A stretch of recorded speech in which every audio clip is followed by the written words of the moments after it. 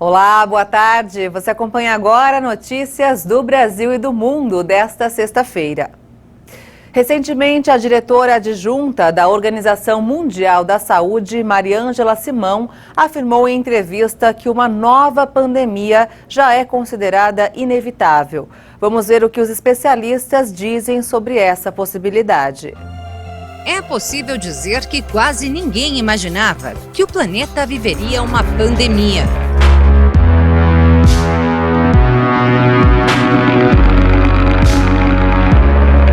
Eu nunca imaginei que ia acontecer isso aqui no Brasil mesmo, nem no mundo, né? Com o avanço da vacinação, o fim do isolamento social e o retorno gradativo à normalidade, hoje muitos brasileiros parecem não temer tanto a Covid-19. Não está tudo resolvido, mas está bem mais controlado do que antes, né? Ainda assim, muita gente receia não só a pandemia atual, mas o surgimento de novas doenças. Claro que tem medo da pandemia.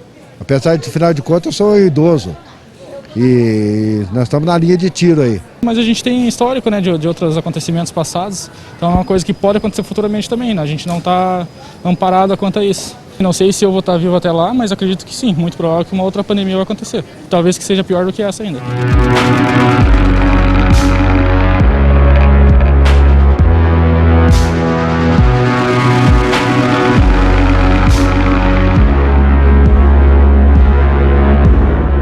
Esse receio das pessoas tem fundamento.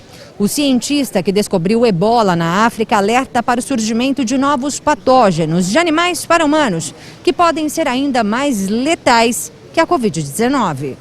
Patógenos são micro-organismos que provocam doenças no organismo humano. Inclui bactérias, vírus, parasitas, protozoários, que causam doenças infecciosas, né, como é o caso da Covid-19, que é provocada pelo vírus SARS-CoV-2. A imunologista e pesquisadora associada da Universidade de São Paulo concorda com a possibilidade do surgimento de novas doenças tão devastadoras quanto, ou até mais do que a Covid-19, que, segundo ela, costumam surgir pela ação do homem na natureza. Com o desenvolvimento dos países, com o aparecimento de novas indústrias, com o meio ambiente, com a devastação de florestas, isso acaba acarretando numa mudança no ecossistema e implica também numa mudança no habitat dos animais e nos próprios animais. Esses animais acabam indo para outros locais, eles acabam se aproximando das cidades e o humano acaba se envolvendo mais com vírus que são eminentemente de animais e patógenos, e a gente acaba então sendo acometido por essas doenças. Então a gente não está livre de novas epidemias. Isso tem chamado a atenção de toda a comunidade científica mundial. Recentemente, a diretora adjunta da Organização Mundial da Saúde, Mariângela Simão, afirmou em entrevista que uma nova pandemia já é considerada inevitável. Para ela, é apenas uma questão de tempo para surgir um novo fenômeno. A médica brasileira antecipou que a OMS terá uma Assembleia Mundial de Saúde ainda este mês, onde deverá ser discutido, além de outros assuntos, o desenvolvimento de um tratado para pandemias, com o objetivo de criar uma série de formalidades que os países e o setor privado têm que tomar no caso de uma emergência, como uma pandemia mundial. É um tratado muito bem-vindo. Eu acho que a gente aprendeu muito desde o início dessa pandemia da Covid-19, e todo esse aprendizado ele tem que ser colocado no papel, e leis e normativas devem ser estabelecidas como normas de conduta e inclusive ações emergenciais na iminência de novos surtos, de novas pandemias. Além das ações globais, cada um precisa cuidar da própria saúde e fortalecer a imunidade. Tem que ter uma alimentação rica em frutas, verduras, legumes, fibras, né? Atividade física pelo menos 3 vezes por semana, né? Isso vai também ajudar a liberar endorfinas, são neurotransmissores que vai dar a sensação de bem-estar, e dentro do possível vamos evitar estresse, né? Vamos conviver mais com a nossa família, cuidar do nosso corpo como um todo e também na nossa mente. Outra dica importante é tomar sol por 15 minutos todos os dias, antes das 10 da manhã ou no final da tarde, para equilibrar a vitamina D no organismo. Grande parte das pessoas tem ela baixa, né? E a vitamina D ela tem uma estrutura semelhante ao hormônio, então ela é importante para fortalecer os dentes, os ossos, prevenção de diabetes, sistema imune, age como anti-inflamatório, faz participação de diversas formações de hormônios, previne doenças, melhora o nosso coração, é tudo. E o sistema imunitário nosso precisa da vitamina D. Então, realmente, não podemos ficar sem ela. Os alertas de desmatamento na Amazônia cresceram em outubro. Segundo o INPE, mais de 800 quilômetros quadrados de áreas estão em risco, um recorde da série histórica. As áreas em alerta no mês passado chegaram a 877 quilômetros quadrados. O crescimento é de 5% em relação ao mesmo período de 2020. Segundo o Instituto de Pesquisas Espaciais, representa um recorde da série histórica. Os alertas foram feitos pelo Sistema de Detecção de Desmatamento em Tempo Real, o DETER, que produz sinais diários de alteração na cobertura florestal para áreas maiores que 3 hectares.